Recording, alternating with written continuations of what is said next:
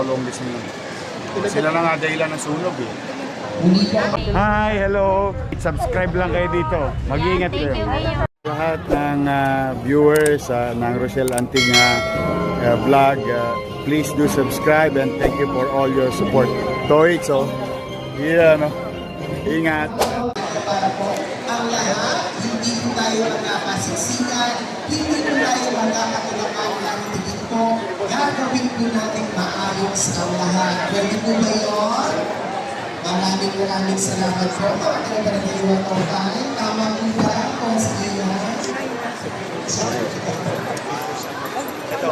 At syempre, ang taus-pusong pasasalamat din po sa buong pinagdaliwan ko tayo. At syempre, palagpakan naman din po natin ang ating mga MPSW na talaga naman po kasamahan natin. Kasama natin. Nagbabantayan sinusuporta po at upang maalagaan po kayo lahat. Maraming salamat po. Dr. Jerry Duarte. Maraming salamat po sa DSWD.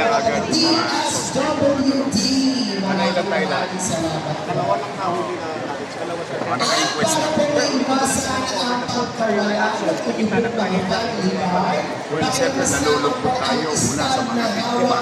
Kaya lang siyempre doble sakit ng ano nun, epekto sa ating mga biktima na sumunod. Karahin mo na sumunod na lang, inakakawa. Ngayon, mahirapan tuloy sila na maibalik yung power up yung area. Kasi yung mga tanso din ang sumunod eh. Lalo na yung mga buhay o yung what you call orange. You can see in the video, may mga available orange line pa. Ibig sabihin, active yun. Magagamit pa yun pag nag-fire up ulit ang mga.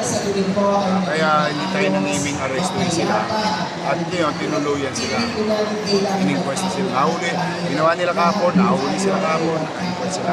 At hindi ako mangingiming. Pagka may nakita pa tayo na mga individual na nandoon sa video at pakalat-kalat pa, ay pakakalawit natin yun sa Station 1. Mayor, since you mentioned napakadelikado, Meralco release a statement. Sinabi nga po na dapat hindi ginagawa kasi live na po yun. So, sana ito maging leksyon sa lahat. O hindi lang naman sa Maynila, maaaring sa ibang bahagi ng ating bansa, lalo na sa Metro Manila. Huwag natin pakikialaman yung mga ganyang kable kasi nagagamit yan ng mga magkakapitbahay na hindi naman natuto ng apoy. Kasi sila rin naman na mawawala. Mahirap pa walang kuryente. But then again, doing in Manila, we apprehend you in 5 charges. At hindi lang kami, baka pati Meralco. Nagaroon din. Sarap nga pagkukutusan. Natotoo lang. Dalawa yung nandang pa. Pero yung mga nasa video, pinahanap namin. Ako, payo ko sa kanila, umalis na sila ng 105. lalo sir, ang gagamitin niyo po na viral video. Of course. Yan naman ang lagi namin ginagamit. Kaya nga, bagay na pinagpapasalamat ko sa mga netizen na yung mga talongge sa Maynila, binibidyohan ng mga mamamayan at pinadadala sa amin. Kaya napapabilis yung pagkahuli sa mga talongges. Hindi lang yung nangyari kahapon, marami pang incident. And encourage the people to be vigilant, participate in our governance, wherein yung peace and order situation sa Manila is top priority. Pero ilan po yung nag-stay? 865 wala pa makakabalik dahil magki-clearing pa eh. Ito lang muna yung mga sustenance at yung pansamantalang pinagpapasalamat natin sa school na nagagamit muna yung pansamantalang tirahan nila. Pero babalik din sila and the city will provide financial assistance for them to rebuild. Ngayon kung ginamit na evacuation ng school, hindi ko nakakala yung Wala pa naman. So, Bilis lang yan. sir, this is not the first plan for relocation. Dapat nga ako, maaari lang, mananawagan na rin ako sa national government, particularly NHA kasi property ng NHA yan. Yung lugar na yun. Na matuloy na yung yung pabahay nila. Kami naman, nagpipil din naman kami ng pabahay. But with our limited resources, we can only build so much in a particular timeline. Pero ito, it's high time na sana magawa at mabigyan ng attention ng pamahalaan. Sa investigation po, alam natin ano talaga yung process. Duda namin na yung initial report may nagsusunog ng tanso. So pagkatapos ng sunog, nagnanakaw ng tanso. Eh, ba't hindi mo mababatukan yung mga tulonglis niyo? Sila na nga dahilan ng sunog eh. But anyway, that's water under the bridge. What matter most is that nahuli, nakakulong, nabigyan natin ng hustisya sa mga biktima at mailagay kagad sila sa ayos.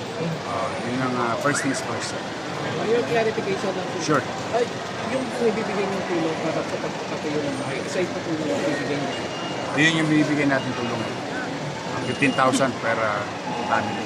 Para makakuha kagad sila ng magkaroon sila ng maka-access kagad ng building materials. Plus, nagpapasalamat ako, maraming tumutulong ngayon, mga donors sa iba't ibang organization. Again, let me take this opportunity also to thank DND, AFP, Air Force, OCD, dahil pinagamit sa amin yung air asset ng national government. Kung wala yung Black Hawk, Chinook, and Yui, maraming salamat sa mga piloto. Thank you very much. Napakagaling. Ang normal na incident dito pagka ganyan, naabot ng 6 hours, 8 hours yung sunog. Because of that, mabilis na namatay yung apoy dahil sa tulong ng Armed Forces of the Philippines, Air Force, DND, and OCD. Thank you very much sa kanila. Particularly sa mga piloto. Thank you. I-break ko na yung protocol.